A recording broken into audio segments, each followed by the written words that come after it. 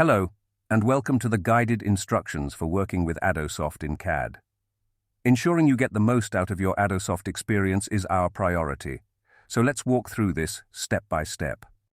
Step 1. Begin by ensuring you have AddoSOFT installed and activated in your CAD software. Step 2. Once you've confirmed that AddoSOFT is up and running, locate and open a drawing.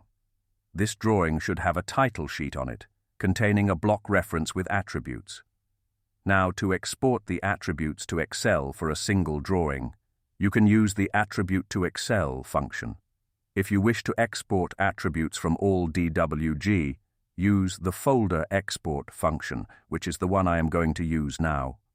When calling the function, please select the block reference with attributes to export. Please note that for this to work effectively, all your drawings must have a title sheet with a block reference with attributes in the layout space. After a moment, Excel now will automatically open the DWG list.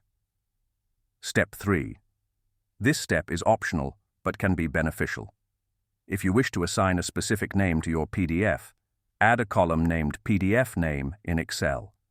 If this step is skipped, the software will default to using the layout name. After adjusting the Excel PDF name, you can close and save the drawing list. Step 4. Click on the AB Publish button. Navigate to the folder containing your DWGs. Here you'll find the drawing list file we recently created. Open the drawing list file. After a brief moment, the Publish file will be generated. A prompt will appear asking if you wish to create PDFs. Click Yes if you want to proceed. Note that this process may take a while. Once completed, navigate back to the drawing folder. Inside, you'll find a new subfolder labeled PDF, containing the freshly created PDFs. Thank you for choosing AddoSOFT.